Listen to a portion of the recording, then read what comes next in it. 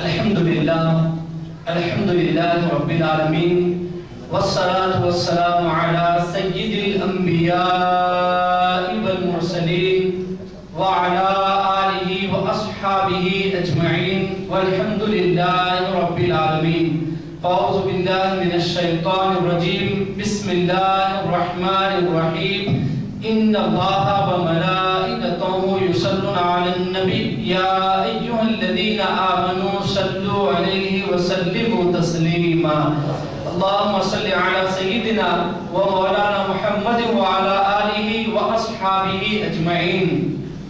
بہت ہی اہم ترین عنوان کے تحت کئی مقامات پر آپ نے مجھ سے محدثین اور فقہاء کرام کی عظیم خدمات کو سماعت فرما. میں کوشش کروں گا وہ باتیں جو میں پچھلے ہفتہ یہاں پر بیان کر چکا یا کسی مقام پر آپ نے سنے تو اس کے علاوہ اور جو خدمات ہیں میں آج کے عنوان میں انشاءاللہ تعالیٰ ان خدمات کو پیش کروں گا جو ان فقہاء کرام نے فرمایا. اللہ سبحانہ وتعالیٰ کا بہت بڑا فضل ہوا، بہت بڑا کرم ہوا ان تمام فقہاء کرام اور محدثین پر کہ انہوں نے بہت ہی عظیم خدمت انجام دی اور بہت آسان کر ان فقہی مسائل کو ہماری خدمت میں پیش کر دیا.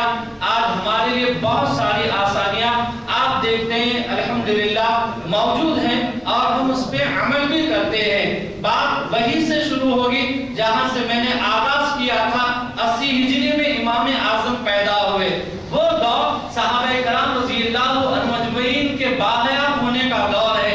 کئی صحابہ کرام تشریف فرما ہیں. 22 صحابہ سے تو امام اعظم کی ملاقات ثابت ہے. اپنے آنکھوں کی ماتھے کی آنکھوں سے دیکھا جیسے میں نے پچھلے ہفتہ آپ سے بیان کیا. اور اس طرح سے کئی صحابہ کرام سے راز طور پر امام اعظم کا ملنا بھی ثابت ہے، ان کو دیکھنا بھی ثابت ہے. اور پھر اس صحابی نے کیا کہا، اپنے شاگردوں سے جو کہا، یہ باتیں بھی کتب میں موجود ہیں جو امام اعظم ابو حنیفہ رضی اللہ تعالی عنہ کے بارے میں موجود ہے، سیرت کے بارے میں موجود ہے.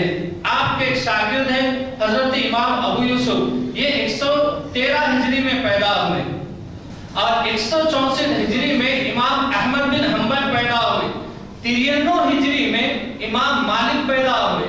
154 ہجری میں امام بخاری پیدا ہوئے. اس طرح سے کئی محدثین کرام اور فقہاء کرام کا دور قریب 21 ہجری، 100 ہجری، 202 ہجری، 250 ہجری، 300 ہجری، 350 ہجری اس کے قریب ہیں. اس کے بعد بھی بہت سارے فقہاء کرام موجود رہے ہیں. لیکن اس دور کے جو اکابرین ہیں، خاص طور پہ وہ جو تابعی کہلائے، تابعی کہتے ہیں وہ شخصیات جنہوں نے رسول پاک علیہ السلام کے مقدس صحابہ کرام کا دیدار کیا، ان کو کہتے ہیں صحابی. ماتھے کی آنکھوں سے رسول اللہ صلی اللہ علیہ وسلم کے مقدس صحابہ کو دیکھا، ان کو کہتے ہیں تابعی. یہ بڑی عظیم الشان اور مقدس شخصیات ہے.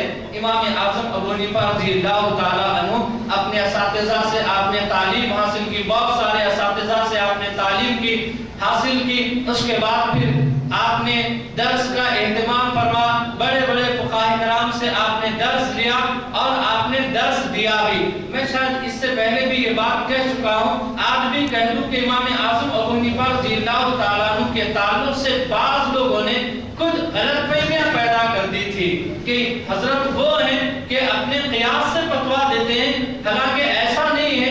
امام اعظم ابو حنیفہ رضی اللہ تعالیٰ عنہ سب سے پہلے کسی مسئلے کا جواب قرآن کی روشنی میں دیتے، اس میں نہ پاتے واضح طور پہ تو حدیث سے دیتے، حدیث میں نہ پاتے تو اجماع امت یعنی صحابہ کرام نے کیا کیا اس کو، اس میں نہ پاتے تو چوتھا ہے قیاس، یعنی اس کے بعد قیاس فرماتے. بہترین دلیل دیتے ہیں آپ. اور بڑوں کا انداز بھی بڑا نرالا ہوتا ہے، ان کے انداز میں بھی قربان جائیے کہ یہ سبحان اللہ. بڑوں کی باتیں بھی بہت بڑی ہوتی ہیں. آپ جب حرمین طیبین کی سرزمین پر تشریف لائے، مکہ المکرمہ آئے، 6 سال آپ نے قیام فرما، وہاں کے بڑے بڑے شیوخ سے آپ نے علم حاصل کیا تو حضرت امام باقر رضی اللہ تعالیٰ عنہ سے ملاقات ہوئی. لوگوں نے کہا کہ ابو حنیفہ آئے ہوئے ہیں اور یہ قیاس سے سے فتوا دیتے ہیں، مشہور کر دیا تھا، اگرچہ کہ ایسا تھا نہیں۔ جب حضرت امام باقر رضی اللہ تعالیٰ عنہ کو معلوم ہوا کہ ابو حنیفہ آئے ہوئے ہیں تو کہا کہ ابو حنیفہ کون ہے؟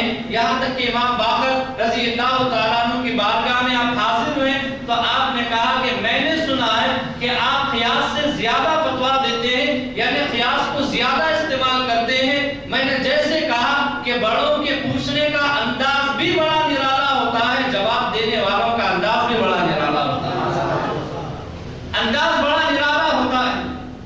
وضاحت پوچھنا ضروری تھا تو وضاحت کر لی، طریقہ تو یہی رہا کابرین کا۔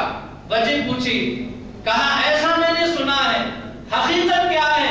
یہ نہیں کہا میں نے آپ کے بارے میں ایسا سنا ہے یہاں سے آپ چلے جائیے، یہ نہیں کہا، بلکہ یہ کہا میں نے ایسا سنا ہے، حقیقت کیا ہے؟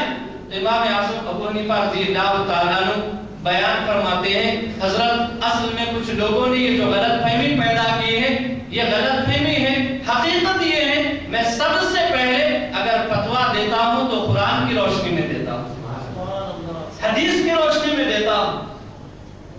جب میں قرآن حدیث اجماع امت میں واضح نہیں پاتا تو پھر میں قیاس کرتا ہوں۔ آپ نے کہا حضرت میں اس کی دلیل بھی دیتا ہوں۔ آپ نے کہا حضرت بتائیں کہ عورت کمزور ہوتی ہے، عورت ضعیف ہوتی ہے یا مرد ضعیف ہوتا ہے؟ دونوں میں ضعیف کون ہوتے ہیں؟ دوسرا سوال کیا کہ حضرت روزے کی فضیلت زیادہ ہے یا نماز کی فضیلت زیادہ ہے؟ تیسرا کہا منی کا حکم زیادہ ہے یا پیشاب کا؟ پہلا سوال یہ کیا تھا کہ حضرت عورت کمزور ہے کہ مرد کمزور ہے؟ کمزور عورت ہے۔ اگر میں قیاس کو استعمال کرتا، وراثت کے جو مسائل ہیں آپ جانتے ہیں کہ مرد کو 2 حصے ملتے ہیں، عورت کو 1 حصہ ملتا ہے۔ امام اعظم نے کہا اگر میں قیاس کو استعمال کرتا تو حکم دیتا کہ عورت کو 2 حصے دیے جائے، لیکن میں نے قرآن کو دیکھا اور اسی کے مطابق میں نے فتوا دیا۔ قیاس اگر میں استعمال کرتا تو کمزور کو زیادہ دینے کے لیے کہتا، لیکن چونکہ قرآن میں جیسا حکم آیا میں نے ویسا ہی بیان کیا۔ پھر دوسرا کہا کہ حضرت روزہ بھی فرض ہے، نماز بھی فرض ہے، یہ دونوں بھی فرض ہے، لیکن تاکید نماز کی زیادہ آئی ہے۔ آپ مجھے بتائیں خاص ایام میں جب خواتین ہوتی ہیں ان کی نمازیں ترک جب ہو جاتی ہیں تو وہ قضا کریں گے یا نہیں کریں گے؟ تو حکم یہ ہے کہ ان خاص ایام میں چھوٹی ہوئی نمازوں کی عورتیں قضا نہیں کریں گی، لیکن خاص ایام میں جو روزے چھوٹ جائے ان کی وہ قضا کریں گے۔ سمجھے آپ؟ کہا کہ جو روزے ہیں ان کی وہ قضا کریں گے، نماز کی نہیں۔ حالانکہ فضیلت اگرچہ کہ روزہ بھی فرض، نماز بھی فرض ہے، لیکن کہا کہ میں نے قیاس کا استعمال نہیں کیا۔ اگر میں قیاس کا استعمال کرتا تو عورتوں کو حکم دیتا کہ وہ نماز کی قضا کرے، روزے کی نہیں، لیکن حدیث میں جیسا ہے ویسا ہی میں نے حکم دیا۔ میں نے قیاس کو استعمال نہیں کیا اور کہا اگر میں قیاس کو استعمال کرتا تو پیشاب کرنے کے بعد غسل کرنے کا میں حکم دے دیتا، لیکن میں نے ایسا نہیں کیا۔ بڑوں کے معاملے بڑے ہوتے ہیں۔ یہ 3 جوابات سننے کے بعد امام باقر رضی اللہ تعالیٰ عنہ کھڑے ہو جاتے ہیں اور ابو حنیفہ رضی اللہ تعالیٰ عنہ کی پیشانی کو بوسہ دیتے ہیں، پیشانی کو بوسہ دیتے ہیں آپ کی، اور آپ کا یہ بوسہ دینا بہت بڑی بات تھا۔ یہ بوسہ دے کر آپ نے بتا دیا لوگ آپ کے بارے میں جو کہہ رہے تھے وہ غلط تھا، جو میں دیکھ رہا ہوں وہ حقیقت ہے۔ تو حقیقت ہے یہ جو امام اعظم ابو حنیفہ رضی اللہ تعالیٰ عنہ نے پیش کیا۔ اہم ترین گفتگو ہو رہی ہے اور واقعی ماشاءاللہ یہ آپ کی جو جستجو ہے بہت بڑی معنی رکھتی ہے۔ ایک مقرر کو آپ کی جو توجہ ہے بہت بڑی معنی رکھتی ہے، اللہ کا شکر ہے بہت توجہ کے ساتھ آپ سن رہے ہیں۔ امام اعظم کے دور میں ایک شخصیت تھے، حضرت سفیان ثوری نام تھا، بہت بڑی شخصیت تھے، فتاوے دینے میں آپ کا بھی بہت بڑا نام ہے، بلکہ کئی فتاوے میں امام اعظم ابو حنیفہ رضی اللہ تعالیٰ عنہ کے پاس آپ آتے تھے تو ایک مسئلہ ہو گیا تھا۔ وہ مسئلہ یہ ہوا تھا کہ آپس میں میاں اور بیوی کی لڑائی ہو گئی، آپس میں دونوں کی بحث ہو گئی، تو مرد نے غصے سے قسم کھائی عورت کو مخاطب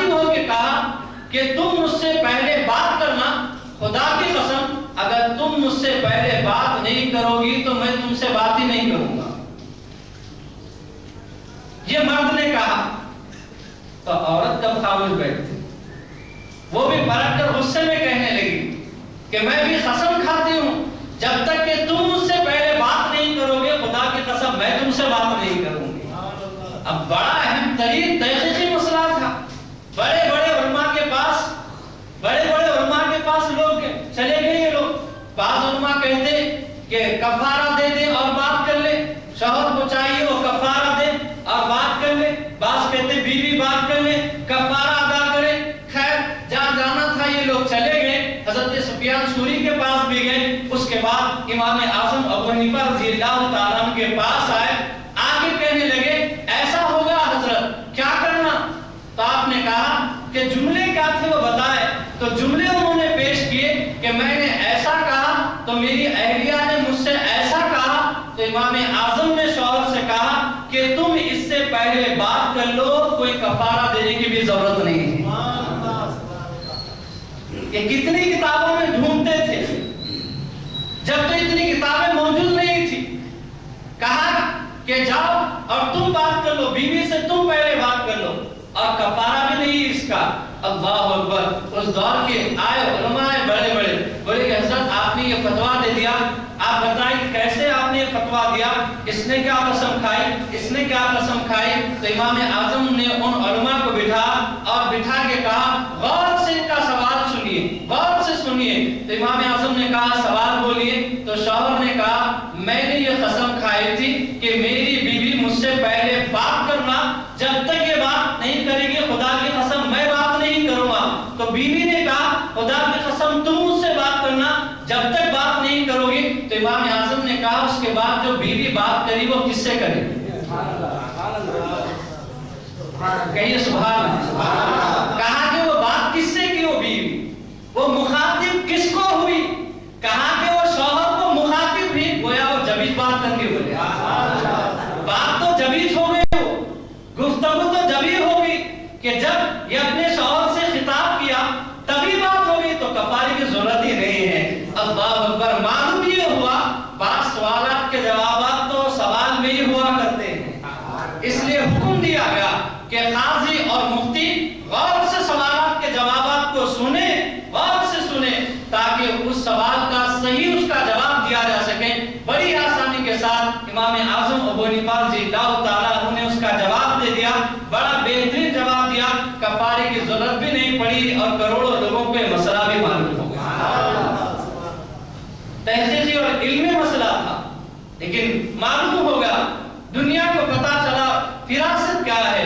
اللہ اکبر. بلکہ یہاں تک کہ اس دور کے بڑے بڑے فقہاء کرام لکھتے ہیں کہ ابو حنیفہ کی نظر جہاں پہ جاتی ہے ہماری نظر وہاں پہ نہیں جاتی.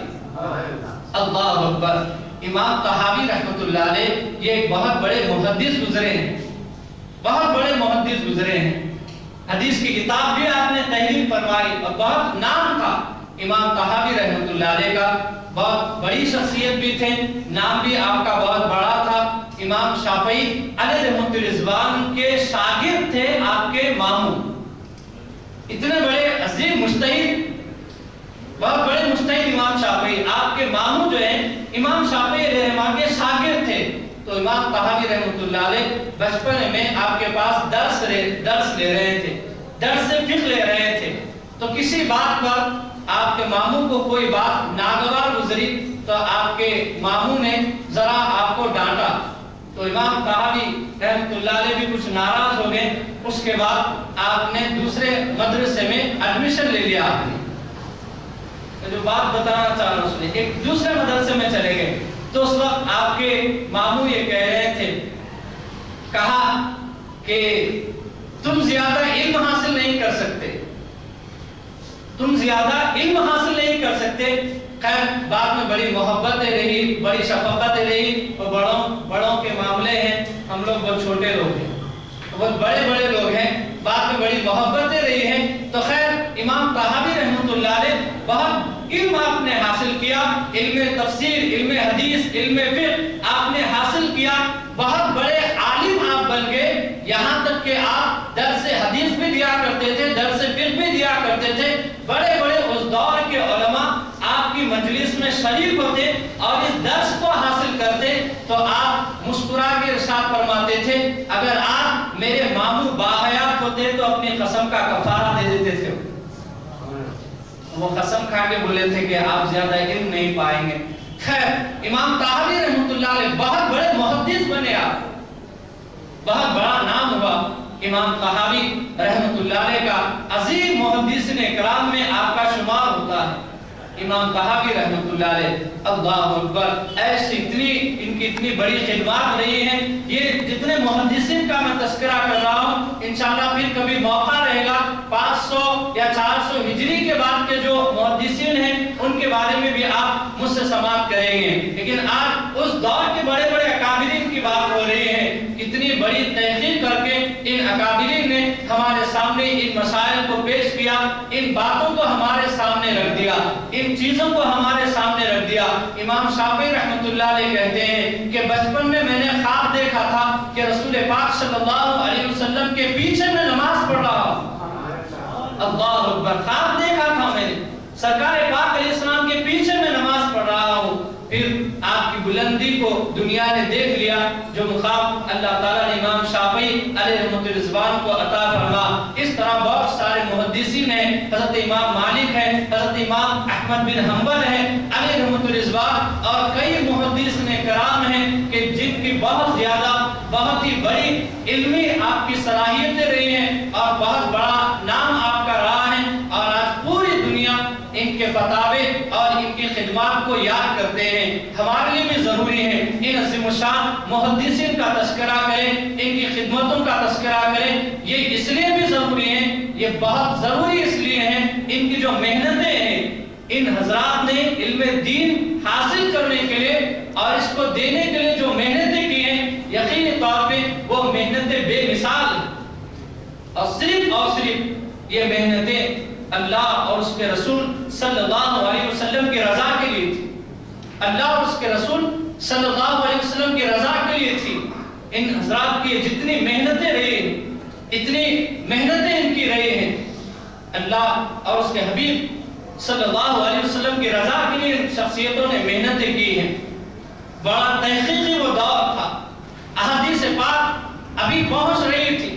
بڑے بڑے فقہاء کرام ہیں, بڑے بڑے فقہاء کرام موجود ہیں, لیکن کسی مسئلے کو بیان کرنا اس دور میں یہ بڑا تحقیق طلب کام تھا.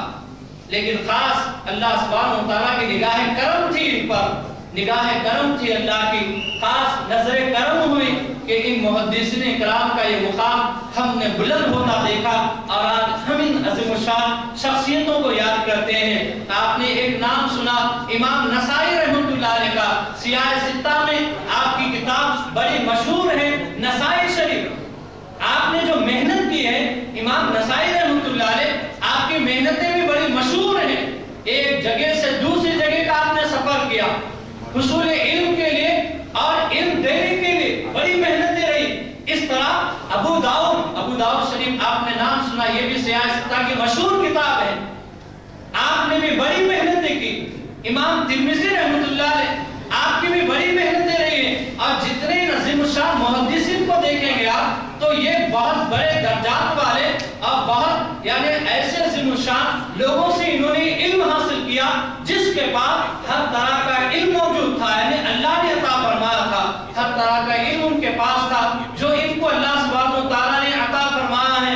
حضرت امام ابو یوسف ہو, چاہے وہ امام محمد ہو علیہ رحمہ, امام اعظم کی تعریف کرتے نظر آتے ہیں. امام اعظم کے خاص شاگرد حضرت امام ظفر امام اعظم کی خاص تعریف اور تعریف کرتے نظر آتے ہیں. اور امام ظفر رحمۃ اللہ علیہ کی شان یہ ہے جہاں پہ امام اعظم کے خاص شاگرد تھے, آپ ایک کچھ مسائل میں امام اعظم سے آپ اختلاف بھی کی. اب میں وضاحت کر دیتا ہوں, اس سے یہ اصول معلوم ہو رہا ہے اگر علمی مسئلے میں, فقہی مسئلے میں ایک درجے والا کسی دوسرے بڑے درجے والے سے قابلیت اگر ہو, کسی فقہی مسئلے میں اختلاف کرتا ہے تو جائز ہے. لیکن ضرورت یہ ہے کہ وہ اس منزل پر ہو, اس منزل پر ہو تو بات اور ہے. ایک دو مسئلے میں آپ نے کیا، لیکن امام اعظم ابو حنیفہ رضی اللہ تعالیٰ عنہ کی ایسی محبت تھی، جب آپ کا نکاح تھا تو نکاح کی محفل میں امام اعظم کو مدعو کیا تھا، مدعو ہی نہیں فرما بلکہ کہا اے امام اعظم میرا خطبہ نکاح آپ پڑھ لینا۔ تو یہ اعزاز حاصل ہوا امام ظفر رحمۃ اللہ علیہ کو کہ آپ کے نکاح میں امام اعظم تشریف لائے، آپ کی تعریف بیان کی، خطبہ نکاح آپ نے ہی پڑھا۔ امام ظفر علیہ رحمۃ اللہ کا امام اعظم کے خاص شاگردوں میں آپ کا شمار ہوتا ہے۔ اس طرح حضرت عبداللہ ابن مبارک یہ امام اعظم کے شاگردوں میں آپ کا شمار ہوتا ہے۔ امام مالک رحمۃ اللہ علیہ جیسی شخصیت بہت زیادہ ادب کرتے تھے۔ عبداللہ ابن مبارک علیہ رحمۃ اللہ کا احادیث پاک سننے کے لیے، جمع کرنے کے لیے کیسا جمع کرتے تھے؟ احادیث معلوم آپ کو، احادیث جمع کرنے کے کچھ طریقے تھے۔ ایک اس کو لکھ لیتے تھے، ایک اس کو ذہن نشین کر لیتے تھے، یعنی یاد کر لیتے تھے۔ اب وہ یاد کرنا زبانی تو درجے پر ہونا، ورنہ لکھ لیتے تھے۔ اللہ اکبر! کبھی ایسا ہوتا ان احادیث پاک کو ایک حدیث سن کر گھنٹوں یاد کر رہے ہیں، ایک حدیث کو یاد کرنے کے لیے کئی گھنٹے گزر رہے ہیں۔ اللہ اکبر! تو یہ یاد کرنے کے اور یہ محنتوں کے طریقے تھے۔ حضرت امام احمد بن حنبل کہتے ہیں وہ دور تو آپ کو حدیث سے یاد کرنے کا دور ہے۔ آپ کہتے ہیں مجھے اتنی احادیث یاد ہو گئی تھی، ان احادیث پاک کو میں لکھ دیتا تو 3 الماریاں بھر جاتی تھی۔ اس کو کہتے ہیں 3 الماریاں۔ اتنی احادیث مجھے یاد ہے، 3 الماریاں بھر جائے اگر میں ان احادیث پاک کو لکھ دوں۔ اللہ اکبر! امام طحاوی کو بھی 1 لاکھ احادیث پاک یاد تھی، امام بخاری کو 3 لاکھ، امام احمد بن حنبل کو 10 لاکھ، لیکن بخاری شریف میں کتنی احادیث کا انتخاب کیا؟ قریب 8,500، اس سے کچھ کم زائد۔ اتنی حدیثیں یاد کتنی تھی؟ قول کے مطابق 3 لاکھ صحیح احادیث۔ اللہ اکبر! اور امام ابو یوسف کو آپ خود کہتے ہیں 40,000 موضوع حدیث مجھے یاد تھی۔ موضوع کس کو کہتے ہیں جانتے ہیں؟ یعنی وہ حدیث ہے ہی نہیں، لیکن لوگوں نے کہا کہ یہ حدیث سے پھیلا دیا۔ ایسی 40,000 حدیثیں یاد تھی۔ من گھڑت 40,000 حدیثیں یاد تھی تو پھر صحیح حدیثیں کتنی یاد تھی ہوگی؟ لوگوں نے جو پھیلا دی اس کا عالم یہ یاد رہنے کا، جو صحیح تھی اس کا عالم کیا ہوگا؟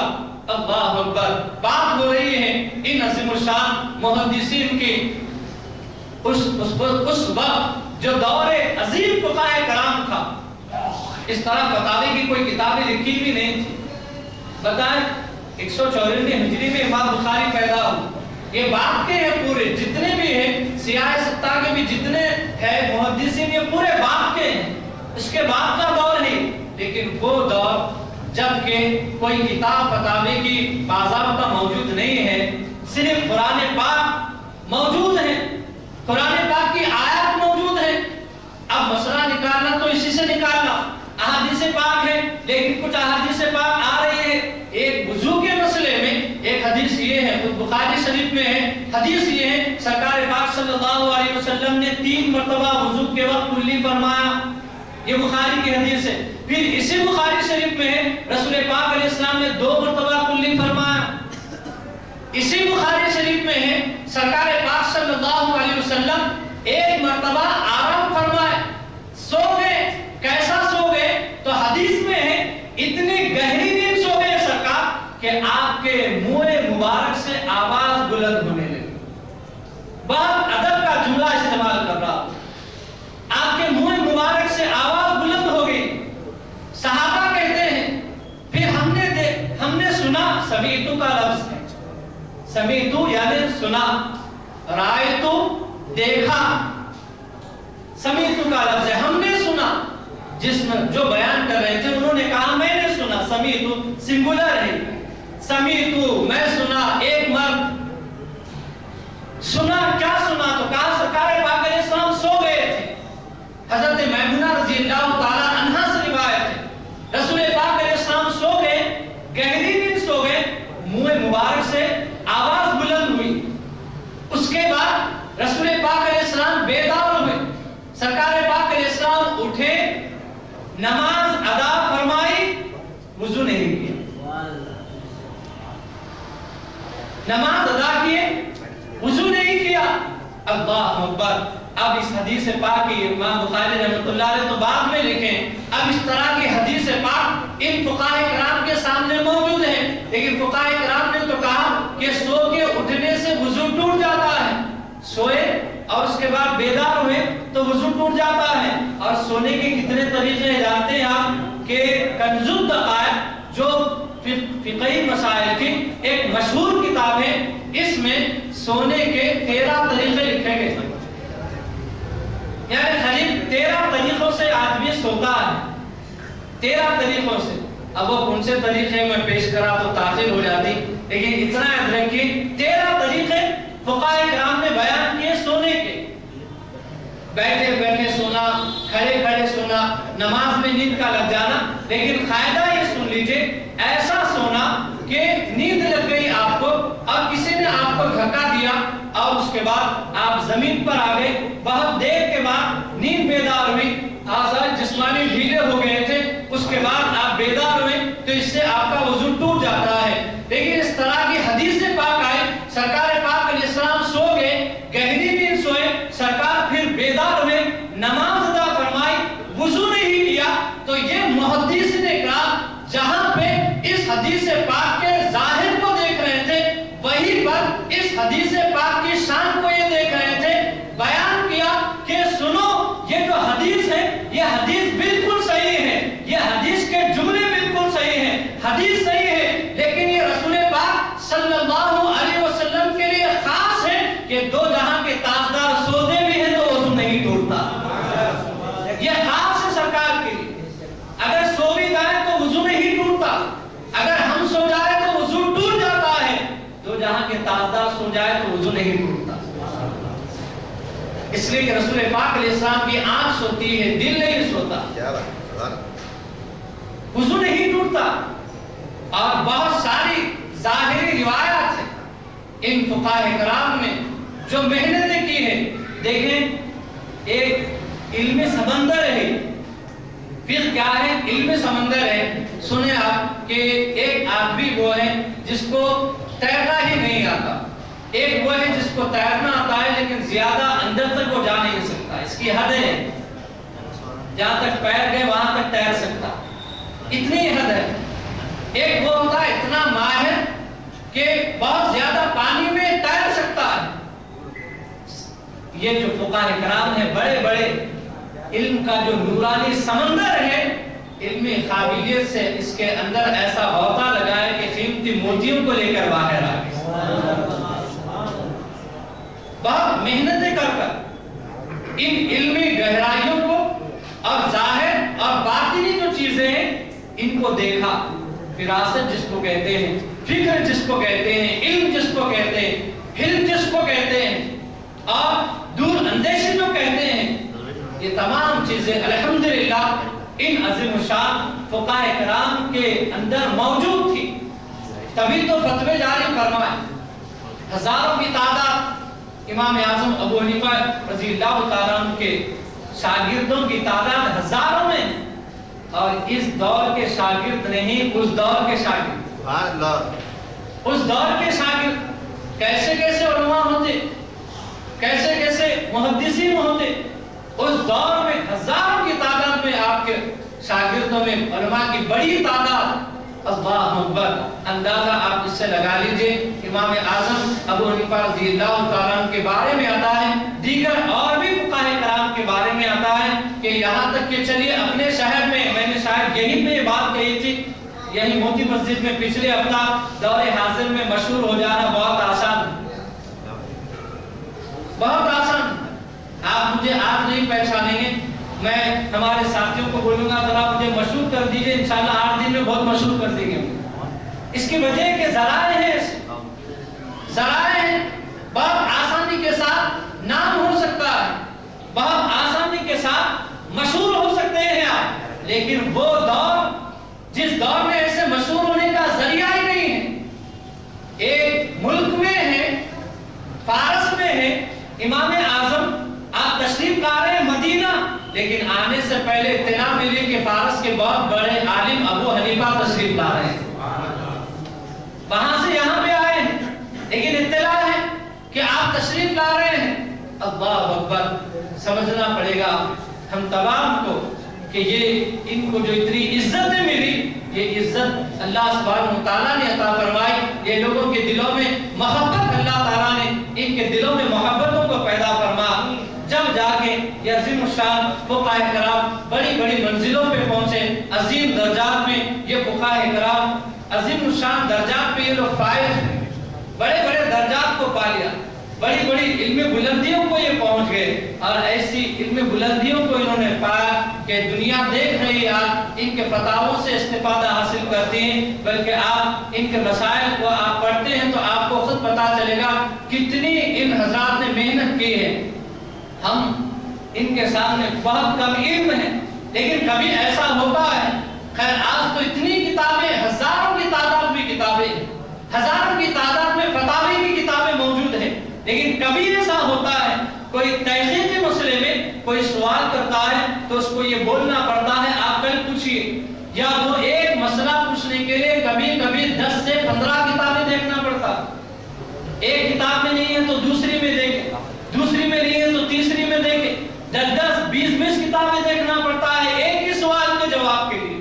اللہ اکبر، آج تو کتابیں موجود ہیں، لیکن بتائیں اس دور میں جب کہ کتابیں موجود نہیں تھی تو کتنی محنت کر کر قرآن اور حدیث سے مسائل کو ان فقہاء کرام نے نکالا، کتنی بڑی محنت رہی ہوگی، یقینی طور پر بہت بڑی ان فقہاء کرام کی محنتیں رہی، بہت بڑی محنتیں رہی ہیں۔ اس لیے ہمارے لیے ضروری ہے ان فقہاء کرام کی تعلیمات اور آپ کی خدمت بھی عام کی جائے، تاکہ عوام کو بھی ان عظیم الشان جو فقہاء کرام ہیں، محدثین ہیں، ان کی خدمات معلوم ہو کہ کس طرح سے لوگوں تک یہ پیغام دین کو پہنچانے کے لیے، ان فقہی مسائل کو بیان کرنے کے لیے جو محنتیں کی ہیں ان محنتوں کا ذکر ہو جائے، تاکہ عوام کو بھی معلوم ہو کہ ان حضرات نے کتنی محنتیں کی۔ ایسا بھی دور گزرا، ایسا بھی دور گزرا، خود امام بخاری کہتے ہیں ایک وقت ایسا بھی آیا لیکن میں نے کبھی بھی حدیث پاک لکھنا بند نہیں کیا۔ آپ کیا سمجھ رہے ہیں؟ یہ بڑے بڑے جو فقہاء کرام ہیں جہاں پر یہ گئے ہیں، لوگوں نے بڑا شاندار استقبال کیا، لوگوں نے بڑی بڑی مسندوں پہ بچھایا اور بڑے بڑے پیمانے پہ استقبال کیا۔ ہاں ایسا بھی کیا، لیکن ایسا بھی کیا جب وہاں پہ پہنچتے ستانے والوں کی تعداد بھی کثیر ہوتی، آپ کو تنگ کرنے والوں کی تعداد بھی ہوتی، لیکن عظیم الشان فقہاء کرام کے صبر پہ قربان جائے، استقامت پہ قربان جائے، جس کو استقامت کہتے ہیں وہ استقامت انہوں نے بتائی، کوئی ان کی پرواہ نہیں کی۔ یہاں تک کہ حضرت امام بخاری ہے یا امام نسائی ہے، دیگر اور بڑے بڑے اکابرین ہیں، یہ لوگ ایک مقام پہ موجود نہیں رہے، ایک سے دوسرے مقام منتقل ہو جاتے، وہاں آ کر آپ کو ستایا جاتا۔ کیوں ستایا جاتا؟ وجہ کیا تھی مخالفت کی؟ چند چیزیں تھی، ایک تو تھا وہ حسد تھا، علم جب بول رہا تھا تو یہ جب علم بول رہا تھا تو بعض اس وقت کے لوگوں کو دیکھا نہیں جا رہا تھا، حالانکہ یہ لوگ یہ عادت رہی اپنے آپ کو بڑے بڑے شہرت یا عہدوں سے اپنے آپ کو ہمیشہ دور ہی رکھا۔ خود امام اعظم کے پاس جب آئے، آ کے کہا کہ آپ قاضی کے عہدے کو قبول کر لیجیے، امام اعظم نے کہا میں اس قابل نہیں ہوں۔ یہ جملے کو سنے آپ اور ان کے احتیاط کو دیکھے، کیا کہا؟ آئے بادشاہ کی طرف سے لوگ آ کے امام اعظم سے کہا آپ قاضی کا عہدہ قبول کر لیجئے۔ امام اعظم نے کہا میں اس قابل نہیں ہوں، تو سامنے والے نے کہا آپ جھوٹ بول رہے ہیں۔ آپ نے کہا دیکھو آپ کہہ رہے ہیں میں جھوٹا ہوں، تو جھوٹے آدمی کو قاضی نہیں بنا سکتے۔ اسی کی بات کی روشنی میں جواب دے دیا کہ قاضی جھوٹے کو قاضی نہیں بنا سکتے، اصل بچنا مقصد تھا، احتیاط مقصد تھا۔ اس دور میں بادشاہ نے 4 لوگوں کو چنا تھا قاضی کے عہدے کے لیے، ایک حضرت سفیان ثوری تھے، ایک حضرت امام اعظم تھے، اور 2 شخصیتیں تھیں جس کو قاضی کے لیے چنا گیا تھا۔ حضرت سفیان ثوری تو کہیں دور نکل گئے، پتہ ہی نہیں چلا آپ کہاں چلے گئے، اس عہدے سے آپ بچنا چاہ رہے تھے، اور 2 لوگ بھی دور ہو گئے، امام اعظم کو لایا گیا۔ امام اعظم آئے، جو بات میں نے کہی ہے یعنی احتیاط مقصد تھا، یہاں تک کہ امام اعظم ابو حنیفہ رضی اللہ تعالیٰ عنہ نے اس عہدے کو قبول نہیں کیا تو آپ کو خیر میں ڈال دیا جائے۔ اللہ اکبر، حکمت تھی اصل میں، یہ بہت بڑی حکمت تھی۔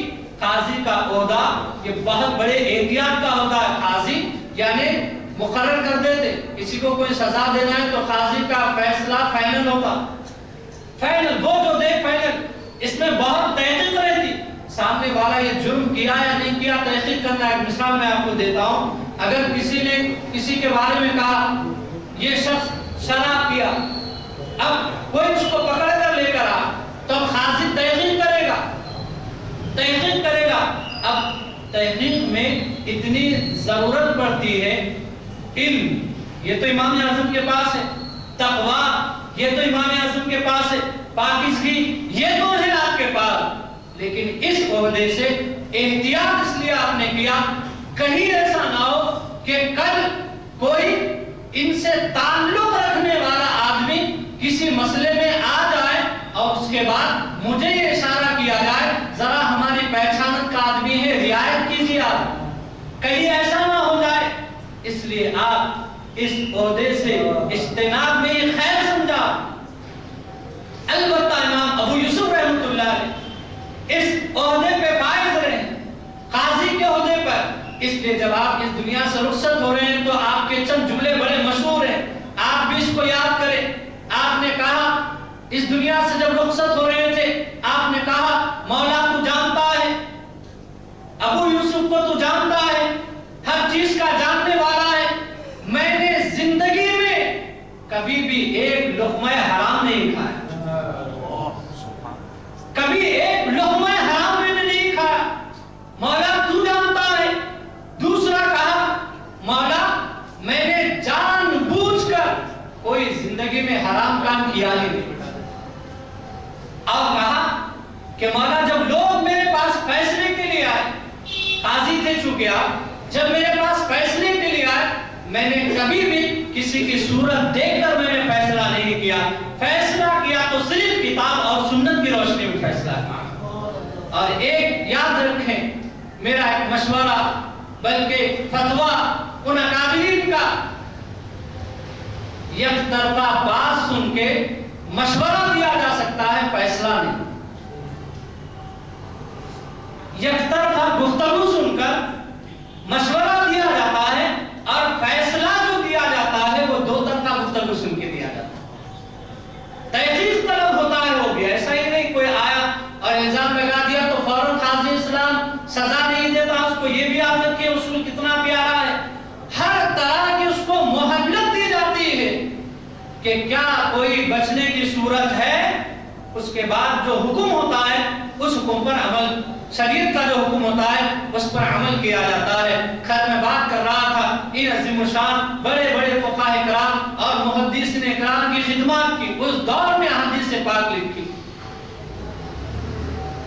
ایک ایسا بھی وقت آیا، امام بخاری کہتے ہیں، خیر وہ کمال کی باتیں ہیں، کمال کی منزلیں ہیں، یہ عوام کے لیے نہیں ہے، وہ وضاحت کر دیتا ہوں، یہ بڑے اونچے درجات پہ تھے، یہ بعض باتیں جو ہے درجے کے لحاظ سے رہتی، سمجھے آپ کا تو نہیں بولتا، مثال کے طور پہ بولتا ہوں، وہ لوگ جو ہیں، ایک سمجھانے میں کہہ رہا ہوں، وہ لوگ 10th کلاس والے ہیں اور ہم جو ہے نرسری والے، تو درجات ہیں، بہت بڑے درجات ہیں، تو وہ درجات الگ ہے۔ امام بخاری کہتے ہیں ایسا بھی وقت آیا، ایسا بھی دور گزرا کہ میں صرف اور صرف صبح میں 2 بادام، شام میں 2 بادام کھا کے حدیثیں تحریر فرمائی، ایسا بھی وقت گزرا، لیکن حدیث پاک لکھنا نہیں چھوڑا۔ اللہ اکبر، کتنی بڑی خدمت ہے، دیکھ لیجیے آپ، محسوس ہو جائے گا کیا ان عظیم الشان شخصیتوں کی خدمت دے رہی ہے، جہاں پہ ہزاروں کا مجموعہ استقبال کر رہا ہے، ان کے علم کو دیکھ کر، تقویٰ، ان کی پاکیزگی کو دیکھ کر، تو دوسری طرف پھر ان کے شان پوری دنیا دیکھ رہی ہے۔ آج بھی ہم ان کو یاد کرتے ہیں، امام نسائی، امام مسلم، ابن ماجہ، دیگر جتنے بھی محدثین کرام ہیں جن کی بڑی بڑی خدمات ہیں، ان کو یاد کرتے ہیں۔ اور محدثین میں بڑی شخصیت ہے، ان کا نام ہے حضرت خطیب بغدادی علیہ رحمۃ رضوان، بہت بڑے محدث گزرے آپ اس لیے حدیث میں ہے کہ زمزم پینے سے پہلے یا زمزم پیتے وقت آپ جو دعا کریں اللہ تعالیٰ آپ کی دعا کو قبول کرتا، جو دعا کریں قبول ہوتی ہے۔ تو آپ جب حج بیت اللہ کے لیے آئے، زمزم کے کنویں کے قریب جب آپ آئے تو زمزم پینے کا جب آپ ارادہ کیے تو 3 دعائیں کیا۔ زمزم پینے سے پہلے 3 دعا کیا۔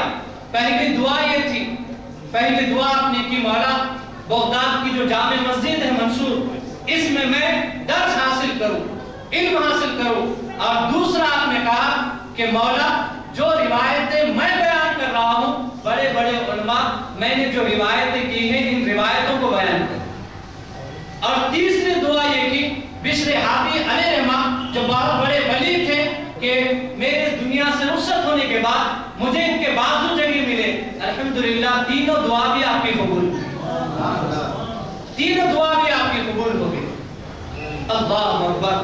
بتانا میں یہ چاہ رہا ہوں کتنی عظیم ان شخصیتوں کی خدمات، کتنی بڑی ان کی خدمات ہے۔ فتاوی کی کتاب میں ہدایہ بہت بڑا نام ہے اس کتاب کا، خاص طور پہ مسائل یا فتویٰ دینے کے بارے میں یہ ہدایہ ہے، خدوری ہے۔ بہت ساری اور کتابیں ہیں جو ان اکابرین نے تحریر فرمائی ہے، اور خاص طور پہ بعض مسائل اب تحقیقی، بہت سارے مسائل تحقیقی انشاءاللہ میرے مسائل آپ سنتے ہیں۔ ایک وقت ایسا بھی میں انشاءاللہ ہفتے کو کروں گا، تحقیقی جو جدید مسائل ہیں اس کو بھی بیان کروں گا۔ اب دیکھیں کہ اس دور میں اب بہت سارے تحقیقی مسائل ہیں، لیکن اس دور میں چونکہ یہ ایجاد تھی ہی نہیں تو کیسا کہیں گے؟ ایک مثال کے طور پہ ٹرین پہ نماز پڑھنا ہے، ٹرین جا رہی ہے نماز پڑھنا ہے، اب کیا کریں؟ اس دور میں تو ٹرین تھی نہیں، اس دور میں تو ٹرین تھی نہیں، تو کیا کریں؟ تو اب ان فقہاء کرام نے جو جزیہ بیان کیا یا اصول بیان کیا، اس وقت کیا کرتے تھے؟ بعض اوقات ایسا ہوا سفر میں ہوتے یا کسی ایسی جگہ پہ ہوتے تو گھوڑے پر بھی نماز پڑھ لیتے تھے، سمجھے آپ؟ گھوڑے پر بھی نماز ادا کر لیتے تھے، ایک کچھ وجہ کے پیش نظر ادا کر لیتے تھے۔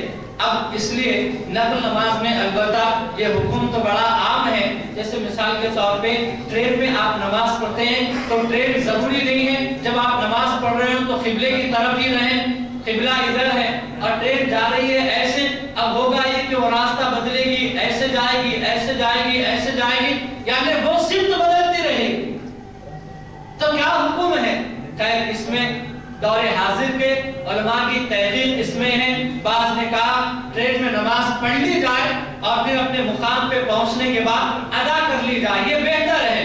بعض نے کہا نماز ہو جاتی ہے چونکہ اس میں ایک اہم ترین جو رکن ہے قیام ہے، فرض ہے، حالانکہ چونکہ ٹرین میں آپ کا کھڑا ہونا بہت دشوار ہے لہذا بیٹھ کر نماز پڑھنا آپ کے لیے جائز ہے۔ تو اب دیکھیں کہ کہا کہ اس وقت صحابہ کرام نے اس طرح سے نماز ادا فرمائی تھی، تو اب قیاس کیا مجبوری کی صورت میں صحابہ کرام نے گھوڑوں پہ نماز پڑھی، لازم ہے کہ یہ جانور ہے اور جب نماز پڑھ رہے ہیں تو یہ بالکل قبلے کی طرف تھوڑا ہی ہوگا، کبھی ایسا بھی پڑھتا ہوگا، کبھی ایسا بھی ہوا ہوگا، کبھی پلٹا بھی ہوگا، ممکن ایسا ہوا ہوگا۔ اس فقہی اصول کی روشنی میں تحقیق کرتے ہوئے آج کے علماء نے کہا کہ اس طرح جو جب صحابہ کرام کے سامنے وہ معاملہ تھا تو انہوں نے ایسے نماز پڑھی نفل نماز، تو اس کو پیش نظر رکھیں آج ہم ایسا نماز ادا کر سکتے ہیں۔ تو اس میں بھی تحقیق ہے، تو ان کے فتوے کا فیضان، ان کے فتاوے کا فیضان ہے، یہ اصول بھی ہے تو فتاوے کا فیضان ہے۔ خلاصہ کلام یہ ایک دو نہیں کئی طرح کے مسائل، ہزار بلکہ آج بھی تحقیقی جو مسائل اگر ہوں گے ان کے جو نکالے ہوئے نکات ہیں، یقین جانے آپ اس کو دیکھیں تو آپ آسانیاں مل جاتی، یعنی اصول معلوم ہو جاتا کہ اس اصول کی روشنی میں کیسے فتویٰ جاری کرنا ہے، کیسے بولنا ہے۔ اور اصل میں یہ آپ جو فتویٰ جاری کرتے ہیں، اصل جو فتویٰ ہے وہ تو ان فقہاء کرام نے بیان کر دیا، اب جو ہیں اس کو کہتے ہیں نقل فتویٰ، لیکن عرف میں جو ہے یہ فتوائی استعمال کیا جاتا ہے۔ اصل میں نقل فتوا. اور یاد رکھیں آپ کہ فتوا جب پوچھنے کے لیے آتے ہیں، چاہے وہ امام اعظم ہو، امام ابو یوسف، امام محمد رحمۃ اللہ علیہ، تو اس جگہ کا عرف پوچھنا ضروری ہے. بعض اوقات عرف کی وجہ سے مسئلہ بدل جاتا. معلوم آپ کو کبھی انشاءاللہ فتوا نویسی پہ جب ہوں گے مسائل آپ سن لینا، کبھی عرف شہر کے لحاظ سے بدل جاتا. آپ بولیں ہر مسئلے میں نہیں، یہ بھی یاد رکھیے، ہر نہیں، صرف بعض مخصوص چیزوں میں. میں ایک مثال آپ کو دے دیتا ہوں. وہ مثال کیسی ہے سن لیجئے. ہمارے پاس جس شہر میں ہم رہتے ہیں، یہاں پر چائے کے لیے کاغذ استعمال ہوتا ہے. جیسے مثال کے طور پہ میں آپ کے گھر آیا، آپ مجھے چائے دے کے کیا کہتے ہیں؟ چائے پیجئے بولتے ہیں. یہی بولتے ہیں چائے پیجئے. پانی دے کر آپ کہتے ہیں پانی پیجئے. میں آپ کو کہتا ہوں چائے پیجئے، پانی پیجئے، یہ کہتے ہیں. تو یہاں پہ یہی مشہور ہے. تو لہٰذا ایک مثال کے طور پہ میں قسم کھاتا ہوں، خدا کی قسم میں چائے نہیں پیوں گا، یہ قسم منعقد ہو جاتی. اب اگر میں چائے پیوں گا تو اس کا کفارہ مجھے دینا پڑے گا، کیونکہ قسم ٹوٹ گئی، میں نے قسم کھائی تھی. اب سنیے، بعض علاقے ایسے ہیں چائے کے لیے کھانے کا استعمال ہوتا، یعنی ان علاقوں میں کہتے ہیں آپ بیٹھو ذرا چائے کھائیے. سمجھا؟ چائے کھائیے، پانی کھائیے. اب اگر وہاں والا یہ قسم کھاتا ہے، خدا کی قسم میں چائے نہیں پیوں گا، تو قسم نہیں. سمجھے آپ؟ کہیے سبحان اللہ. ایک عرف کا مسئلہ میں نے بتایا. وہاں والا یہ کہہ رہا ہے کہ میں چائے نہیں پیوں گا تو قسم نہیں ہے. یہاں والا کہتا ہے خدا کی قسم میں چائے نہیں پیوں گا تو قسم منعقد. وہاں والا کہے تو منعقد نہیں. وجہ یہ ہے کہ وہاں کے عرف میں جو ہے چائے کے لیے بھی کھانے کا لفظ استعمال ہو رہا ہے، لیکن ہمارے پاس استعمال نہیں ہوتا، پینے کا لفظ استعمال ہوتا ہے. مسئلہ یہ معلوم ہوگا کہ فتوے میں یہ بھی احتیاط ہے، عرف کو بھی دیکھا جاتا ہے. آج تو بڑی آسانیاں ہیں، کسی دوسرے شہر کا آدمی فون کرے تو میں عرف پوچھ سکتا ہوں، لیکن واقعی ان عظیم الشان اکابرین کی محنتوں میں قربان جائے، جب ان کے پاس آگے اس طرح کے تحقیقی مسائل پوچھے گئے، تحقیقی مسائل، اس مسئلے کا فوراً ان اکابرین نے جواب دیا. اور خاص طور پہ جتنے بھی اکابرین ہیں بڑی محنت سے علم حاصل کیے، جواب دیے. امام اعظم کی خاص خصوصیتوں میں یہ عطا ہے، وہ اللہ سبحانہ وتعالیٰ کی طرف سے عطا ہے. سمجھ لیجئے وہ عطا یہ ہے کہ اس سوال کرنے والے کا جیسے ہی سوال ختم ہو جاتا، امام اعظم کے منہ مبارک سے اس کا جواب نکل جاتا. جب ہی جواب نکل جاتا. ہاں، ہمارے ائمہ اربعہ میں سے کچھ ائمہ بڑے بڑے ایسے بھی گزرے، علم کا سمندر، دریا نہیں، علم کا کنواں نہیں، علم کے سمندر ایک ہی نشست میں، جہاں تک مجھے یاد ہے غالباً وہ امام مالک ہے میرے ماں، ایک ہی نشست میں 36 مسائل لوگ سوالات کر رہے ہیں. 36 مسائل میں آپ نے فرمایا اس کا جواب میں انشاءاللہ کل دوں گا. علم کا سمندر ہے، لیکن علمی جو معاملہ ہے، فقہی معاملہ، یہ بہت طویل علمی ایک سمندر ہے.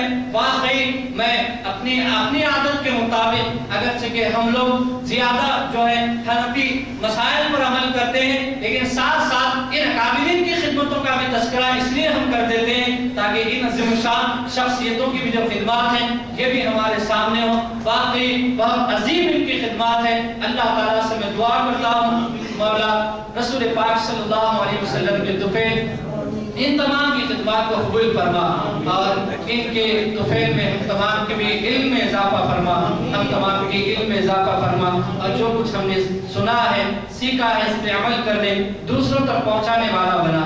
تیرے اور تیرے حبیب صلی اللہ علیہ وسلم کی کامل اطاعت والی زندگی عطا فرما. خوب علم حاصل کرنے سے عام کرنے والا بنا.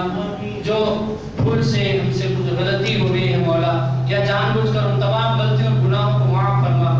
خوب علم دین حاصل کرنے سے عام کرنے والا بنا. صلی اللہ تعالی علیہ وسلم.